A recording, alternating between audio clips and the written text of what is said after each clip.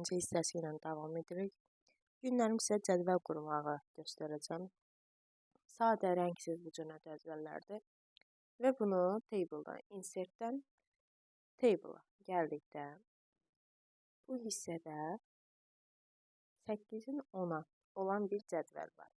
Bu daha kiçik cədvəllər üçün istifadə olunur. Amma mən daha böyük cədvəllər üçün istifadə etmək üçün, yaratmaq üçün insert table-a girəcəm. Buradan columns, number of columns, yəni neçə sütun istəyirsən. Sütunlar baxın, bu yuxarıdan aşağı olanlardır. Və aşağı hissədən mən sayacağım. Çünki yuxarıda az görünəcək və yaxud da qarışdırılıb, birləşdirilmişlər var. Saymaq mənə çətin olacaq. Aşağıdan sayanda 6 dənə sütun olduğunu görürəm. 1, 2, 3, 4, 5, 6. Bu şəkildə bunu saydıq və qeyd elədik. Columns, yəni sütun. 6 sütun istəyirəm. Sətir neçə dənə olsun? Bu hissədən saysam, buradan 3 dənə itirə bilərəm. Yəni, hansı tərəfdən mənə daha çox sətir görünürsə, o hissədən başlayıram saymağa. Saysam, 1, 2, 3. Burada 17 dənə sətir olduğunu mən bilirəm öncədən və qeyd edirəm 17. Və gəldim. Cədvəlimiz gələndə əlavə tablar açılır. Əlavə tablardan indi istifadə eləyəcəm. Amma ən çox istifadə elədiyim layout tab olacaq.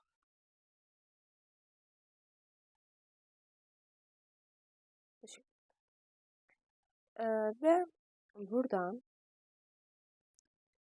ilk öncə qeyd edeyim ki, malın kodu hissəsinə baxdıqda bu hissədən düzdür, genişləndirilmiş hissələr də var, amma birləşdirilmiş hissələr də var. Gəlin ilk öncə cədvəldə necə genişləndirilmə və birləşdirmə olduğunu qeyd edək. Mən cədvəlin üzərinə gəldikdən burada bu hissə oxları 4 tərəfə ox vurdu, cədvəlin hər birini seçir, hər bir hissəsini seçir. Amma mən necə deyirlər, sətirləri və sütunları genişləndirmək istəsəm, sadəcə bunların arasında sətir və yaxud da oxların bu şəkildə aşağı yuxarı çəkməklə, üzərində dayanıb aşağı yuxarı çəkməklə mən bunu dəyişmiş olacaq. Baxın, bu şəkildə. Yəni, cədvəldə böyüdüb kiçiltmə, xanaların böyüdüb kiçiltməsi bu şəkildə olur. Daha sonra, əgər mən hər hansısa bir sətir artırmaq istəyirəmsə, burada kənarda plus işarəsi ilə mən sətir artıra bilərəm. Aha, bunları da bildiyinizə görə. Daha sonra yuxarıda merge cells düyməsi var. Merge cells xanaları birləşdirir. Xanaları birləşdirmək üçün bu şəkildə gələcəm.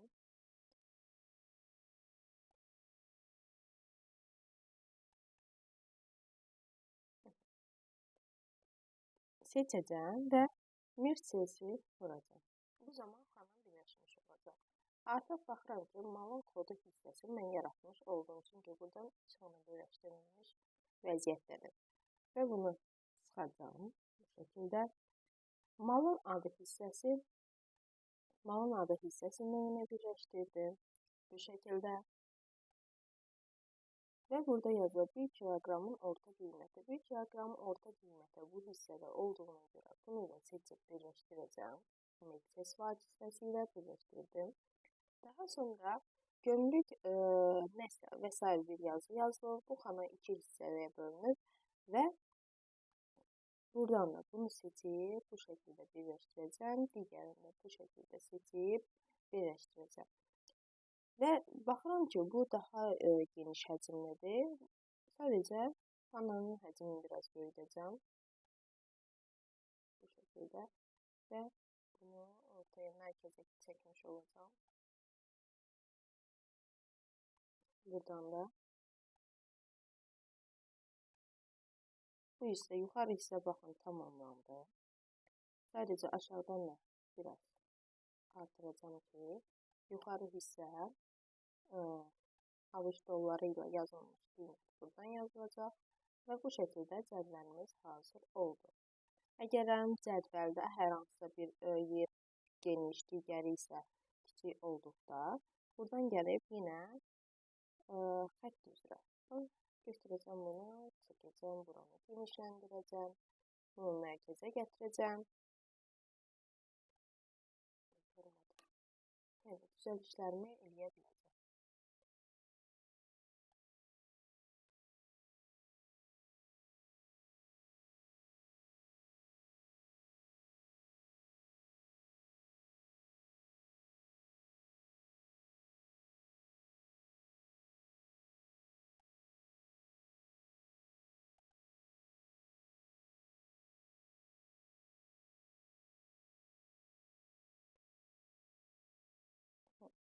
Bu şəkildə yuxarıdakı cədvəlin eynisi qurulmuş oldu. Bu mənim yuxarıdakı cədvəlim, bu isə aşağıdakı cədvəl. Sadəcə olaraq mən burada yazıları qeyd etməyəcəm. Siz özünüz praktik edib bu şəkildə bunu qura bilərsiniz. Bugünlük bu qədər.